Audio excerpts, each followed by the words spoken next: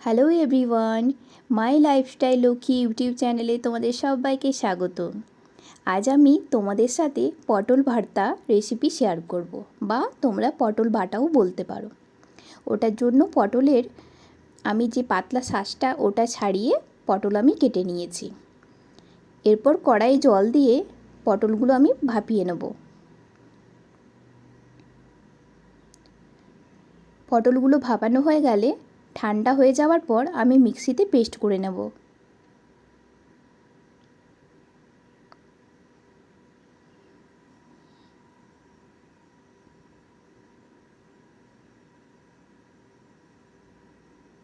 এরপর কড়াইয়ে সর্ষের তেল দিয়ে 4টে শুকনো লঙ্কা আর একটু কালো জিরে ফোড়ন দেব।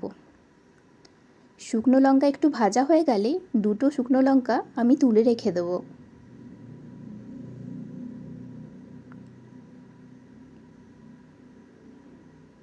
এরপর আমি থেতো করা রসুন আর চিড়ে রাখা কাঁচা লঙ্কা দিয়ে দেব। রসুনটা একটু ভাজা হলে ওর মধ্যে আমি পেঁয়াজ কুচি দেব, আর দেবো একটু হলুদ গুঁড়ো আর একটু কাশ্মীরি লঙ্কা গুঁড়ো। পেঁয়াজটা একটু ভাজা হয়ে গেলে ওর মধ্যে বেটে রাখা পটল আমি দিয়ে দেব, আর দেবো একটু নুন আর স্বাদ মতো চিনি। আর যতক্ষণ না পটলের জলটা শুকিয়ে যায় ততক্ষণ আমি নাড়তে থাকবো।